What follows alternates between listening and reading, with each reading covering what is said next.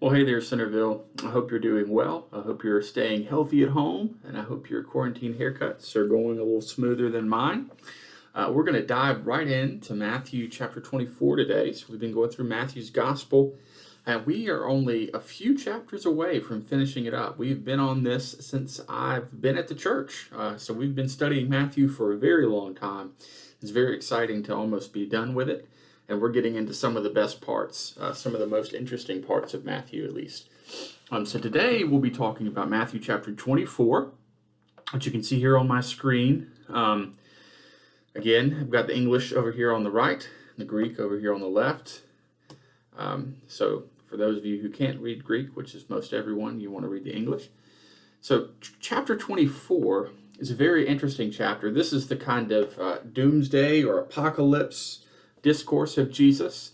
This is the part where he really starts to get into what most people consider to be the end times.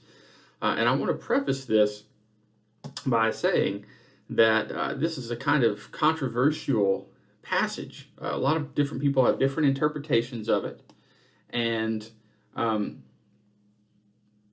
have different interpretations of it. I'm going to offer you my interpretation, and I will let you determine whether you agree with it or not. I obviously think it's pretty spot on, but I'll let you be the judge of that. But regardless, I think we're gonna see some interesting stuff today. So before we jump into it too much, I want to get us over here and remind us of our context. So Jesus, at this point, remember, he's come into the temple. We've had the triumphal entry. He's went in, he's chased people out of the temple with whips and flipped tables over. He's cursed the fig tree already, and he's been confronting Israel's leaders. That's what we talked about this last week. He got into a few debates with the Pharisees and the Sadducees. He told them a few parables. He asked them some questions. They asked him some questions. So they kind of had this little debate, and then he did his woes of the Pharisees. So he went through and listed all the reasons that it's bad to be a Pharisee. And now we're moving on, and as we'll see today, we're going to get into private teachings where Jesus isn't addressing crowds anymore. After he's had his confrontation with the Pharisees, he's going to go into private discussions with his disciples. And he's really just going to be talking with his closest followers. Now, just to keep in mind, when I say disciples, that doesn't necessarily just mean the 12 apostles that we think of. That could mean, a number of his other followers. We usually don't get details on how many people were involved. But Jesus did have more than just the 12 followers, even if he only had the 12 close followers. But regardless, whether it was just the 12 or whether it was more than 12, Jesus is only talking to his disciples, his followers. And this part, if you remember last time we looked at this, it's kind of, it's got this bracketing here, this inclusio. So remember, inclusio means bracketing. It's where you have a phrase or a theme on one side, and then a phrase and a theme on the other side of something. And that kind of closes it all in and lets you know, hey, this is what this whole section is about. So here at the beginning of this part, we have Jesus talking about the destruction of the temple, which we'll talk about today. And then he tells some parables and ends with talking about judgment. So both of these are really telling us, all of these parables in between are also about judgment. And we'll get to the parables next week, but it's important for us to keep that in mind. So today, at least, we're going to jump right in here into the destruction of the temple. So Jesus has just finished his big debate with the Pharisees, and now he's going to be talking with his disciples. Before we do that, though, I thought it would be cool to look at this little picture here of Jerusalem. It's very helpful, I think, to have an understanding of the geography and of the setting, the historical setting of the passage you're working with. And so this whole time, Jesus has been in Jerusalem, and we took a look at the temple last week because Jesus was in the temple, but we didn't actually look at the city of Jerusalem. So some of you may have never even really thought to look at Jerusalem like this. So one of the problems with looking at Jerusalem is that there have been so many additions to Jerusalem. Jerusalem has been built onto so much. It's kind of hard for us to tell sometimes what exactly Jerusalem looked like at any one point in history. And so you can see there's a lot of complicated stuff going on here.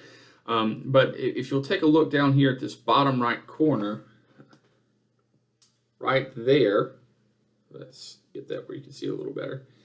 This is kind of the part of the city that was around this gray, darker part here.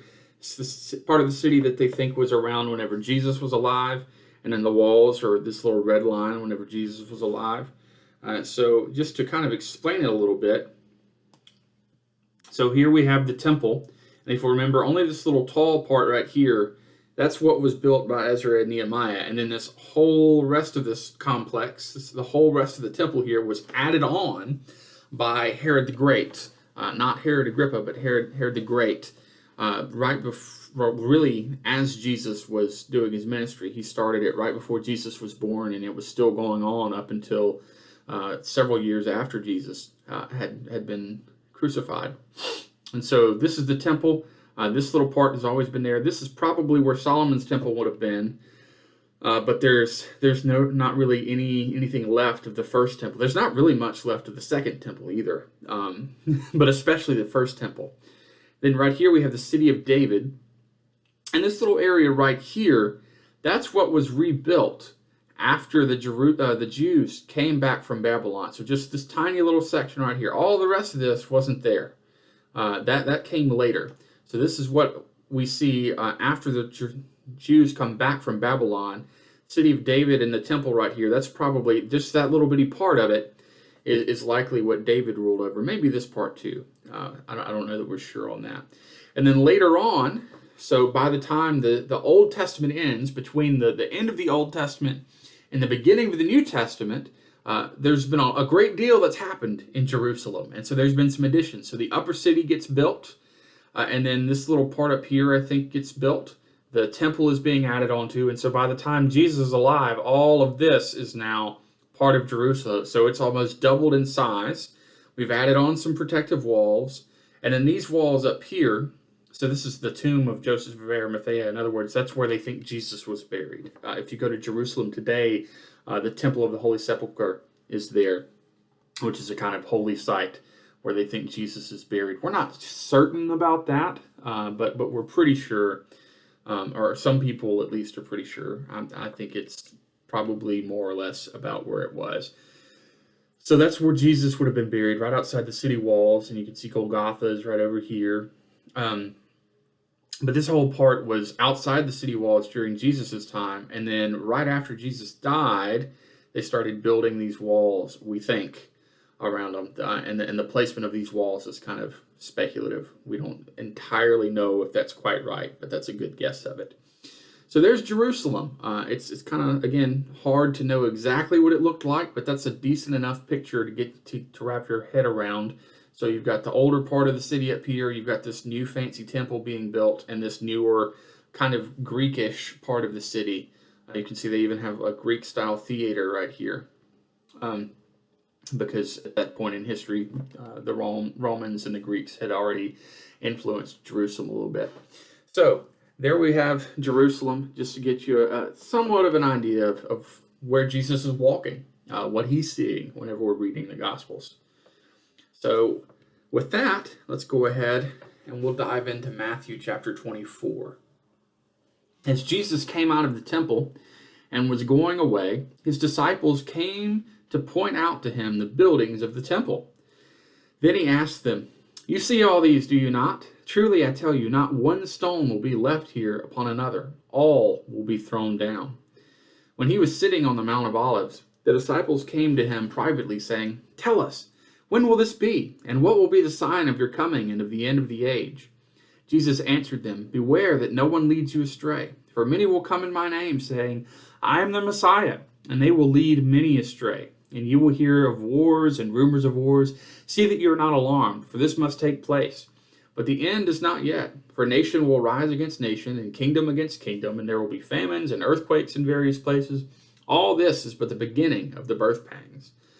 Then they will hand you over to be tortured, and you will be put to death, and you will be hated by all nations because of my name. Then many will fall away, and they will betray one another and hate one another, and many false prophets will arise and lead many astray. And because of the increase of lawlessness, the love of many will grow cold. But the one who endures to the end will be saved. And this good news of the kingdom will be proclaimed throughout the world as a testimony to all the nations, and then the end will come. So when you see the desolating sacrilege standing in the holy place, as was spoken of by the prophet Daniel, let the reader understand, then those in Judea must flee to the mountains. The one on the housetop must not go down to take what is in the house. The one out in the field must not turn back to get a coat. Woe to those who are pregnant and to those who are nursing infants in those days. Pray that your flight may not be in winter or on a Sabbath. For at that time there will be great suffering, such as has not been seen from the beginning of the world until now. No, and never will be. And if those days had not been cut short, no one would be saved. But for the sake of the elect, those days will be cut short. Then, if anyone says to you, look, here's the Messiah, or there he is, do not believe it. For false messiahs and false prophets will appear and produce great signs and omens, to lead astray, if possible, even the elect. Take note, I have told you beforehand. So if they say to you, look, he's in the wilderness, do not go out. If they say, look, he's in the inner rooms, do not believe it. For as the lightning comes from the east and flashes as far as the west, so will be the coming of the Son of Man. Wherever the corpse is, there the vultures will gather. Immediately after the suffering of those days, the sun will be darkened, and the moon will not give its light. The stars will fall from heaven, and the powers of heaven will be shaken. Then the sign of the Son of Man will appear in heaven, and then all the tribes of the earth will mourn, and they will see the Son of Man coming on the clouds of heaven with power and great glory. And he will send out his angels with a loud trumpet call, and they will gather his elect from the four winds, from one end of heaven to the other. From the fig tree learn its lesson. As soon as branch becomes tender and puts forth its leaves, you know that summer is near. So also, when you see all these things, you know that he is near at the very gates. Truly I tell you, this generation will not pass away until all these things have taken place. Heaven and earth will pass away, but my words will not pass away. We're going to stop right there and go back over a little bit of this stuff. So, Jesus came out of the temple. He's just had his big fight with his big debate with the Pharisees. And his disciples come out, and they're pointing out the buildings of the temple. So remember, the temple is still being constructed by Herod at this point. It's much bigger and nicer than it was when Ezra and Nehemiah made it. There's all kinds of fancy art and buildings and stones and stuff all over the temple. And so they're really impressed by that. And he says, you see all of this? I tell you, not one stone will be left here upon another. All will be thrown down. As I mentioned earlier, that's pretty much true. If you go to Jerusalem today, you'll see the Temple of the Rock, which is a Islamic mosque where the temple used to stand. Because in 70 A.D., so that's roughly 40 years after Jesus died, in 70 A.D., the Romans turned against the Jews because the Jewish people tried to rebel against Rome, and the Romans destroyed Jerusalem. They completely destroyed the temple. And so that's why if you go to Jerusalem today, you may have heard of the Wailing Wall. That's one of the walls of the temple. That's pretty much all that's left. And the Jewish people still mourn the loss of that temple. It was a very devastating time for them. So Jesus is predicting right here. He says, you see all these? You see this temple? You see all these great things Herod has built? I'm telling you, not one stone will be left here upon another. All of it's going to be destroyed. All of it's going to be torn down. And then, so he says that, which, remember, the disciples, they're Jewish. So that's pretty shocking for them to hear, they're admiring God's temple. They're admiring their place of worship. And Jesus says, oh yeah, this is all going to be destroyed. That's pretty shocking, right? We can imagine, what if I did that? What if we, after all of this is over, after we're finally able to come back and meet in church, we get inside the church and people are like, oh, I've missed this so much.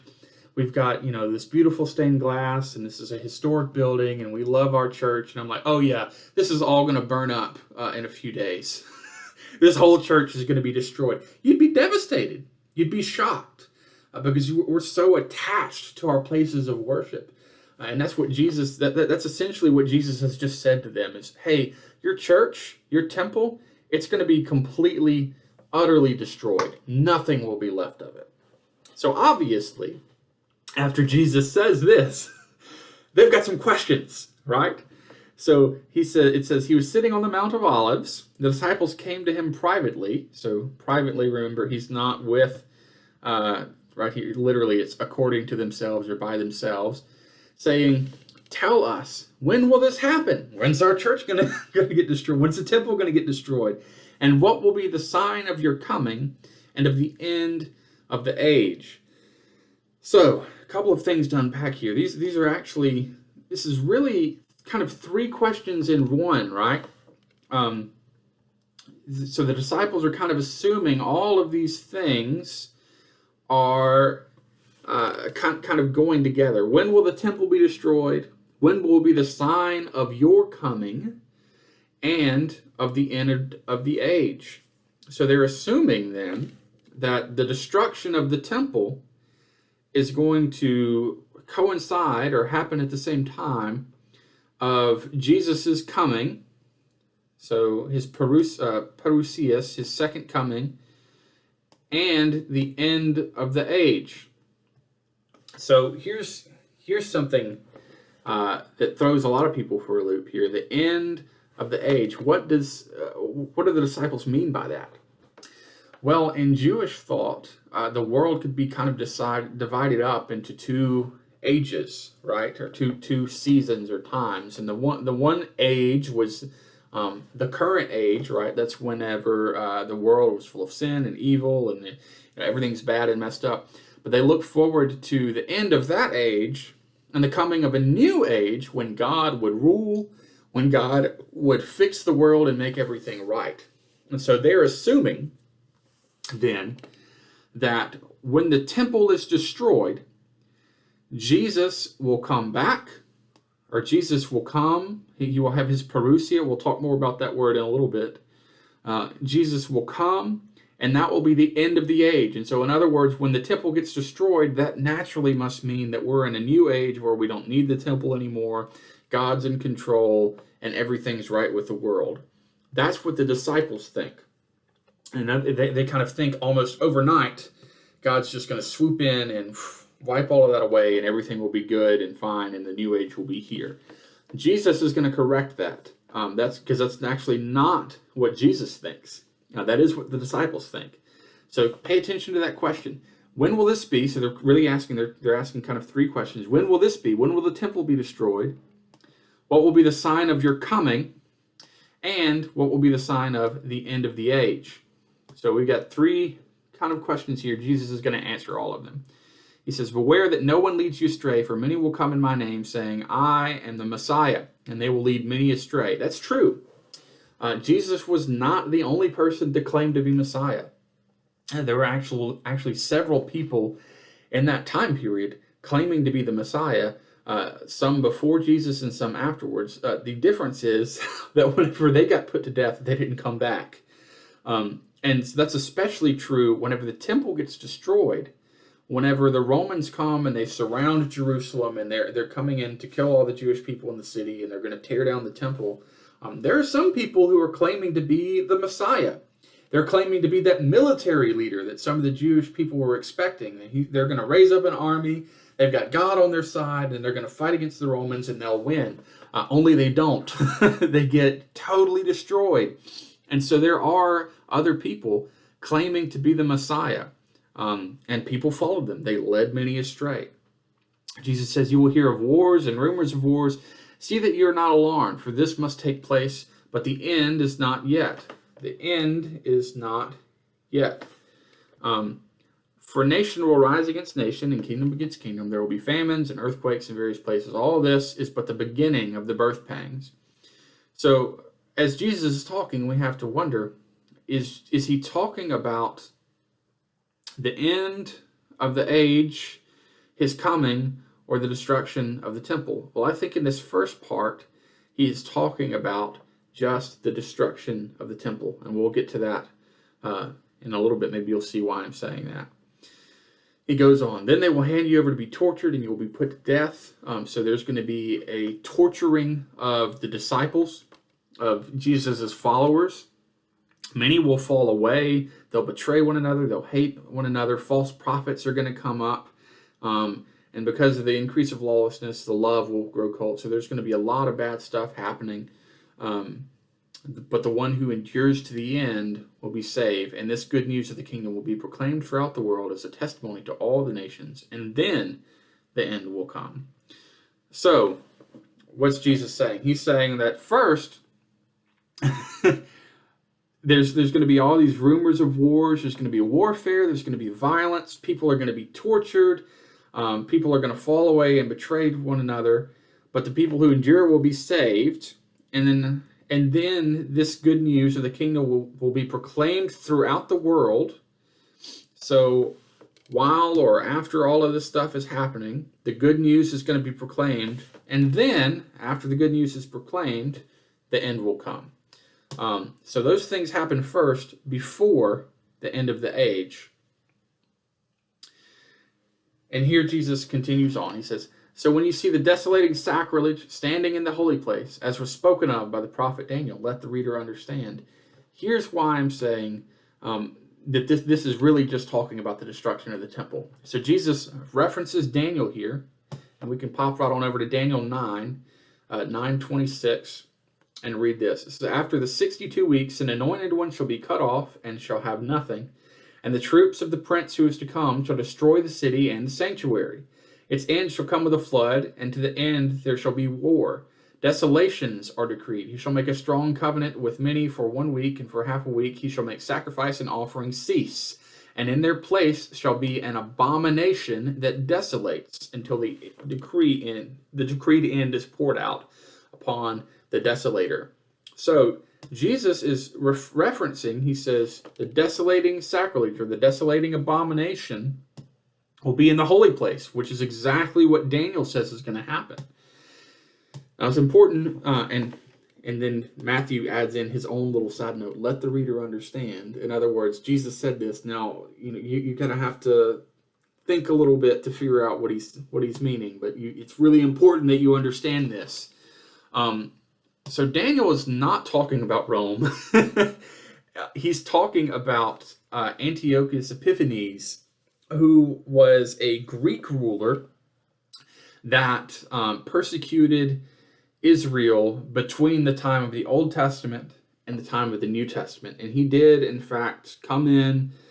He desecrated the altar. He put pagan Greek god statues all over the temple. He just did all kinds of, he poured pig's blood inside the temple. I mean, it was just all kinds of bad stuff.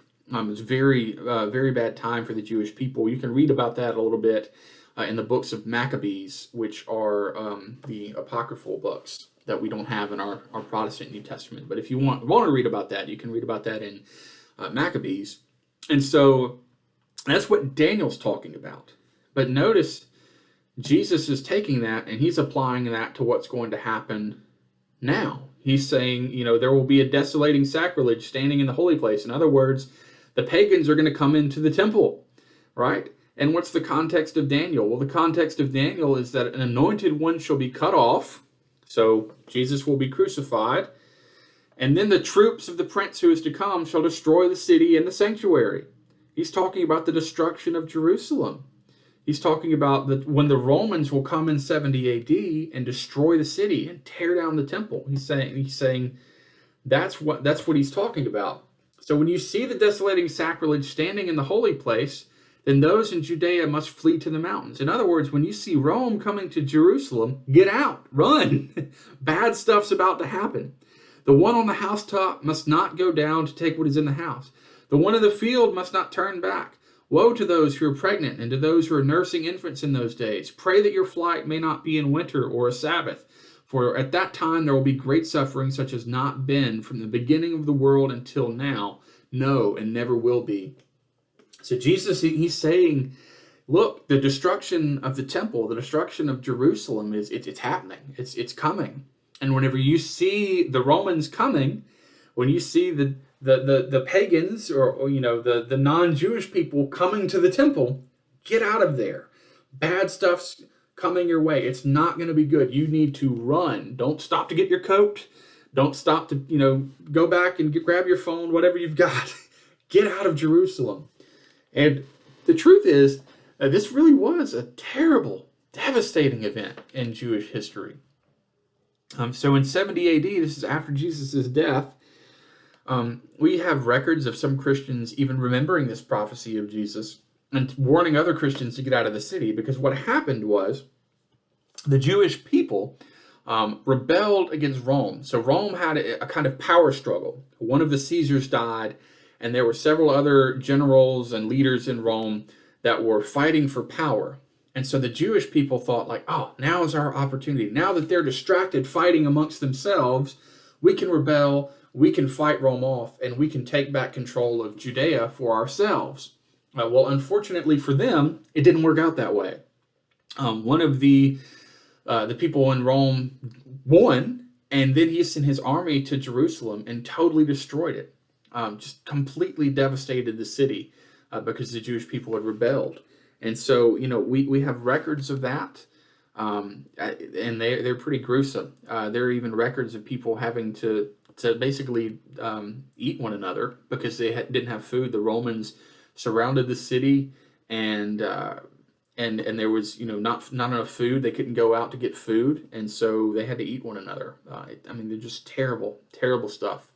Really, really bad, devastating time. And Jesus is warning his people, look, when the Romans start coming, when you see this about to happen, pay attention and get out of there. You do not want to be in Jerusalem when this happens. You do not want to be around when the Romans come. It's not going to be good.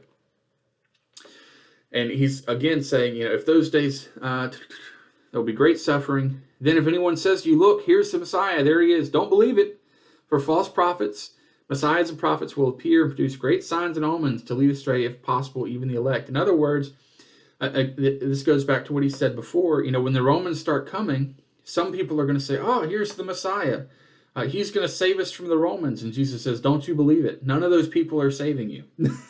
That's not going to happen. The Romans are coming. They're going to destroy the city. And anyone who tells you otherwise is a false prophet. They're a false Messiah. So don't listen to them. Don't buy into their signs and their mirror. Whatever they're selling you is fake. Take note, I have told you beforehand. So if they say to you, look, he's in the wilderness, don't go out. If they say, look, he's in the inner rooms, do not believe it. For as the lightning comes from the east and flashes as far as the west, so will be the coming of the Son of Man. Wherever the corpse is, there the vultures will gather. This is, again, a very good sign that Jesus is talking about Rome. So this word here, vultures, here it is. In Greek is aetu, which, as you can see here in my software, it also means eagle. And what was the sign of Rome? Well, the eagle. The eagle was the sign of the Romans. They flew it on their flags and everything. So they're saying, wherever the corpse is, there the vultures will gather. In other words, the Romans are going to descend on this city, which will be full of corpses, like the vultures, like the eagles. And then Jesus says this. He says, immediately after the suffering of those days, the sun will be darkened, and the moon will not give its light. The stars will fall from heaven, and the powers of heaven will be shaken. Then the Son of Man will appear in heaven. All right, we'll stop there. So this right here, this whole section right here, Jesus is kind of pulling from several different prophetic traditions. And so we can see here in Isaiah 13:9, see, the day of the Lord comes cruel with wrath and fierce anger to make the earth a desolation, destroy its sinners. For the stars of the heavens and their constellations will not give their light, and the sun will be dark at its rising, and the moon will not shed its light. I will punish the world for its evil and the wicked for their iniquity. So right here, particularly, God seems to be talking about Babylon and about some of the Gentiles. Don't open up the Hebrew. About some of the Gentile nations. We see again in Ezekiel 32, this time, Ezekiel is addressing Egypt. He said, and God says about Egypt, I will drench the land with your flowing blood up to the mountains, and the watercourses will be filled with you. When I blot you out, I will cover the heavens and make their stars dark. I will cover the sun with a cloud, and the moon shall not give its light. So what is this right here? Immediately after those days, the sun will be darkened, the moon will not give light, the stars will fall from heaven, the powers of heaven will be shaken. That's kind of just a stock phrase in Israelite prophecy to say things are going to be bad. God is bringing judgment. But now, unlike in Isaiah and Ezekiel, the judgment isn't against the Gentiles. The judgment isn't against the other nations. It's against Israel. It's against Jerusalem itself. And so Jesus is saying the same thing that happened to these other places, the same way that Babylon was destroyed, because after the Babylonians invaded Israel and they took the Israelites into captivity, they were later destroyed by the Persians. So just like the Babylonians were destroyed, just like the Egyptians were destroyed, also Israel is going to be destroyed. So now the kind of judgment that those people suffered is coming to Israel. Then the sign of the Son of Man will appear in heaven. And then all the tribes of the earth will mourn, and they will see the Son of Man coming on the clouds of heaven with power and great glory. And he will send out his angels with a loud trumpet call, and they will gather his elect from the four winds, from one end of heaven to the other. All right. So this is interesting, and we will talk about that in a second. Let's continue on, though. From the fig tree, learn its lesson. As soon as its branch becomes tender and puts forth its leaves, you know that summer is near. So also, when you see all these things, you know that he is near, at the very gates. Truly I tell you, this generation will not pass away until all these things have taken place. Heaven and earth will pass away, but my words will not pass away. So Jesus right here is already saying, all this stuff I'm talking about, you're going to live to see it, right? Now that is kind of problematic if we take Jesus to be talking about his coming back, right? If Jesus is telling the disciples, you'll still be alive whenever I come back, well, obviously that didn't happen. But I don't think that's what Jesus is talking about. As I've already pointed out, all of the signs seem to be saying Jesus is talking about the destruction of Jerusalem. And in fact, Jesus, or the disciples were, some of them still alive whenever this happened, because this happened in 70 AD, right? Jesus died in 33 AD. That's only 40 years after he passed away. So some of the disciples would have been alive to see that. Some of the disciples would have been alive to witness the destruction of the temple. So what is he talking about here then?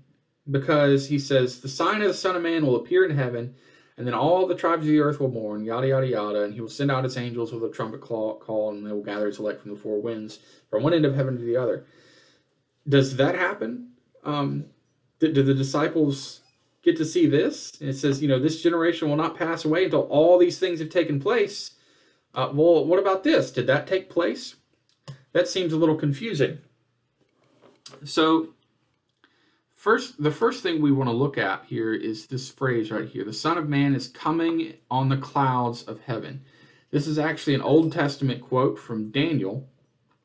So if we go over here to Daniel 7:13, Daniel says, as I watched in the night visions, I saw one like a human being, or like a son of man, literally, coming with the clouds of heaven. And he came to the Ancient One and was presented before him. Now, here's why this might be confusing to us. I don't think this is a good translation here.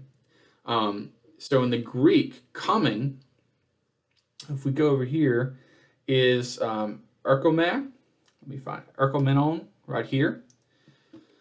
And erchomenon just kind of means moving in a general direction, right? It can be coming to you or going away from you. And whether it's coming or going depends on the context. Well, in the context of Daniel, this quote from Daniel, we see it's going on the clouds, right? Where is he going? Well, he's going up to the Ancient One, to the throne of God, not coming down to earth. He's going up to the throne of God. So what's Jesus talking about here? Not him coming down to earth, but him going on the clouds of heaven, going up into heaven with power and great glory. This is the ascension. After Jesus dies and is resurrected, he ascends to heaven. He goes up on the clouds of heaven with power and great glory. And then he sends out his angels with a loud trumpet call. This is another point where I feel like knowing a little bit of Greek is helpful, So what does this word angels mean? Well, in Greek, it's angelos, which is, pretty close to angel, angelos. And angel can mean like heavenly being, white robe, floats in the sky kind of angel, but it can also just mean messenger, right? It's just a messenger someone sends out. So it doesn't have to be some kind of supernatural spiritual being. What is Jesus talking about here?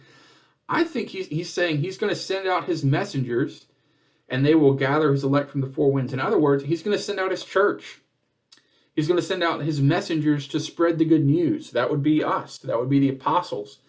So in other words, after all of this suffering has taken place, after all of these bad things, all of these bad things happen, after the temple's destroyed, Rome comes in, they destroy the city of Jerusalem, then the world is going to witness that the Son of Man has gone up into heaven because he's going to send out his messengers to spread the good news. In other words, it's after the destruction of the temple that the church is really going to start spreading.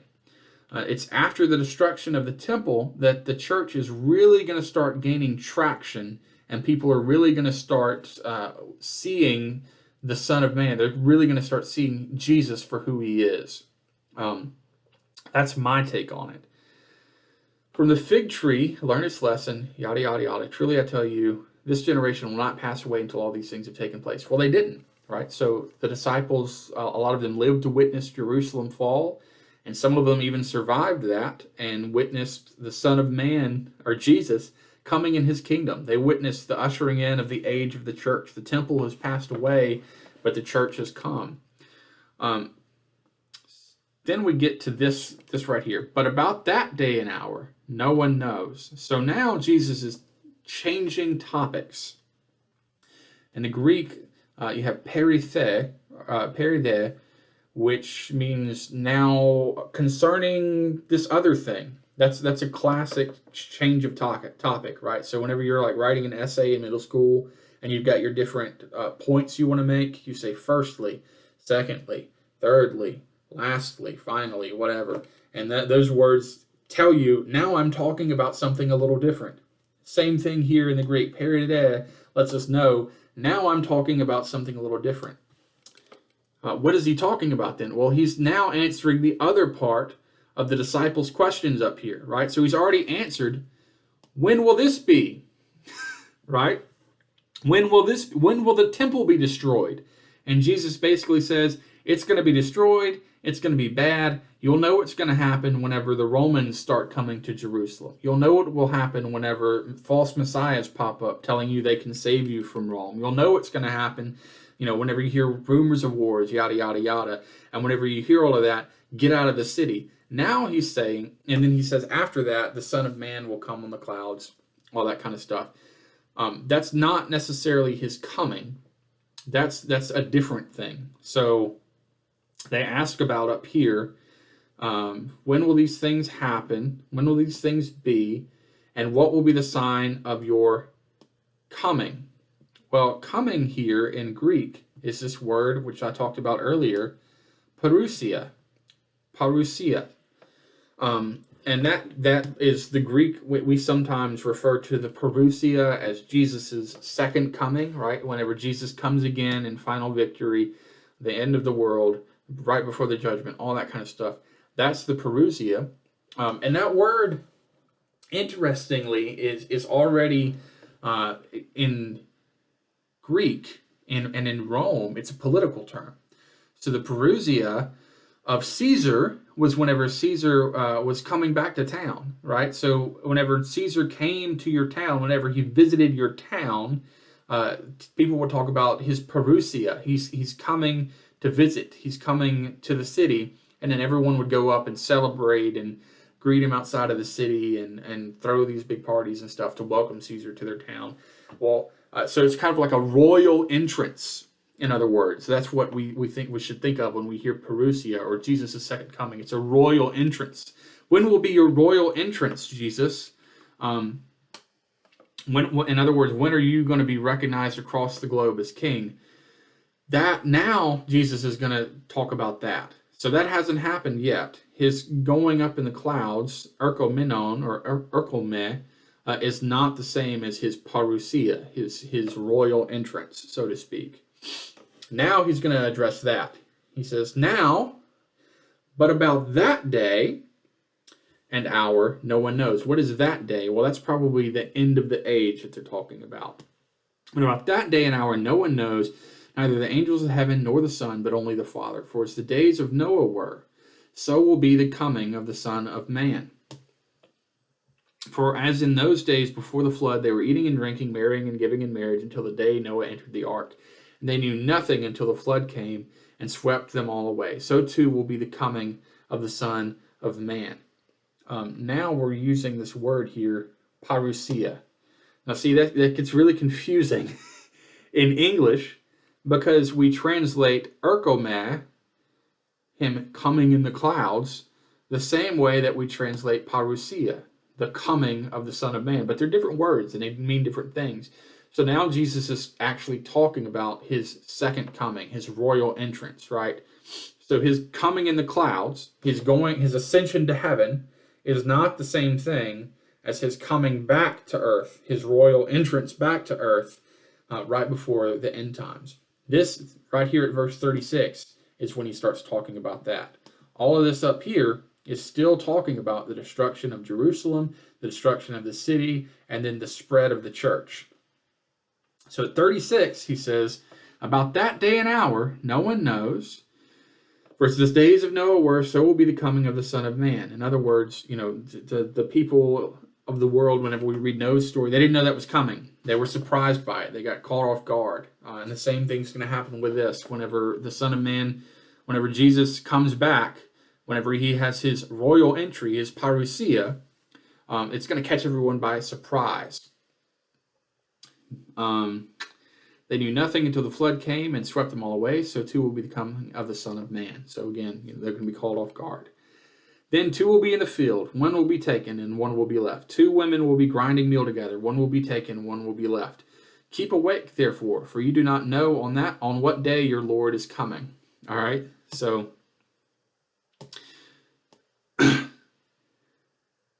Jesus, again, he's talking about his royal entrance, and he says, one will be taken, one will be left. Now, here's the irony of this passage. A lot of people use this passage to talk about the rapture, right? You've probably heard that. One will be, the series Left Behind.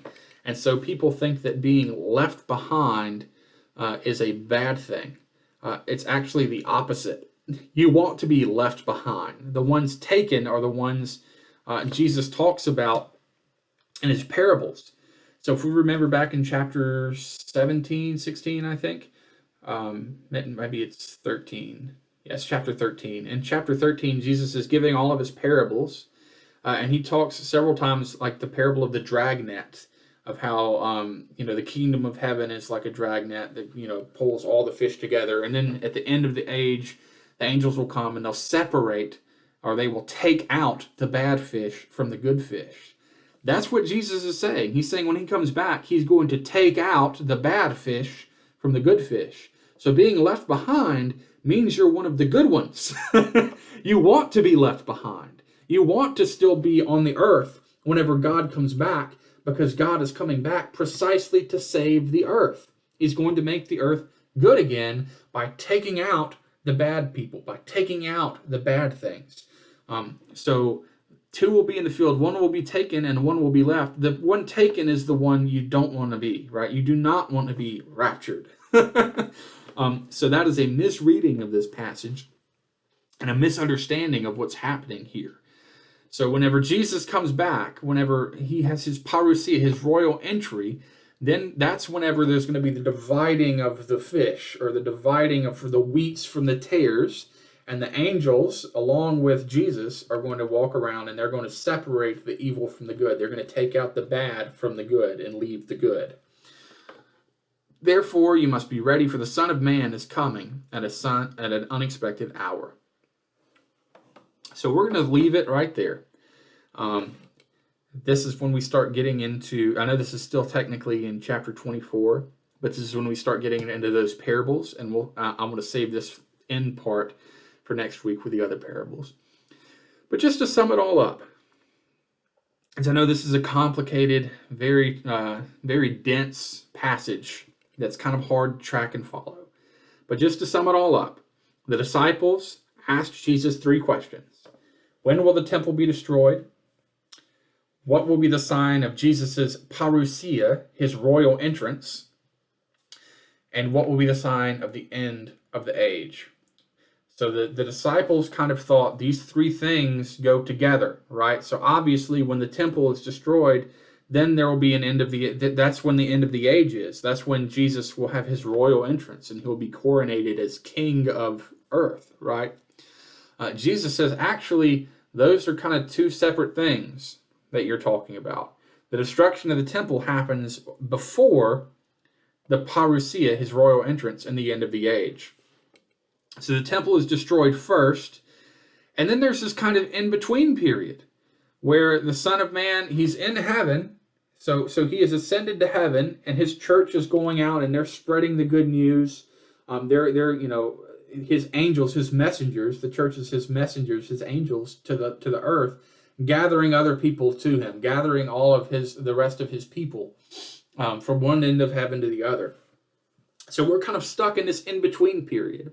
And that's really what we see, not just in this passage, but in a lot of places in Scripture, and a lot of places in Jesus' teachings, is that he kind of goes against this common Jewish idea of the ends of the ages, because their thought was you're in this age and then God comes back and overnight you're immediately in the new age. Jesus says really it doesn't happen that quick. It doesn't happen overnight like that. There's this kind of murky in-between period where we're transitioning from the old age to the new age, and that's where we're at. That's where the church is at today, where the old age is passing away. The rule of Satan, the rule of the evil powers is passing away, and the rule of Jesus, the rule of God, is kind of breaking into this earth, but it's not fully here yet. We're still out as the church spreading the good news. We're still announcing his arrival. That's what it means whenever we as messengers go out and gather as elect, whenever we spread the good news. The good news, gospel, in Greek is evangelion, and that literally is, again, a political term that talks about good news about a king. So when we're telling people about the gospel, we're telling them the good news about a different king. We're saying, in other words, when we tell people about the gospel, what we're saying is, we live in this way right now with all of these other kings, these earthly kings, these spiritual evil powers that control the earth. But there's a new king. There's a new king in town, and he's coming. He's on his way. So follow him and not these other kings. That's what we're doing. And so we're kind of in this intermediate period here between the old age and the new age, where the new age is breaking in, but it's not all the way broken in yet. And Jesus is king, but he hasn't had his triumphal entry back into earth. He hasn't had his coronation, his parousia, his royal entrance yet. He hasn't like officially come back down to earth to take the seat, but he's on the way, and we're letting people know he's on the way. So that's that's pretty relevant for the church, because that tells us this is where we're at, right? We're not quite in the old age. We're not quite in the new age. We're in this weird, murky middle in between. That's where the church is at. But we know that the king is coming. We know that the king is coming back, that Jesus will have his royal entry back into earth. And we're out there as his angels, as his messengers, preparing the way. One other quick side note I just want to note is that angels doesn't always just mean messengers, right? So when I say we're the angels, that doesn't mean that we're spiritual beings. That's a different thing. It's the same word in Greek, but it has kind of 2 meanings. So we're not angels in the floaty spiritual sense, but we're angels in the sense that we're messengers. We're bringing God's news to the world. We're bringing the good news to the world. So I hope that maybe made some sense. I hope that cleared up some stuff for you. And we will jump in next week to all of the parables. Until then, I hope you stay safe and God be with you.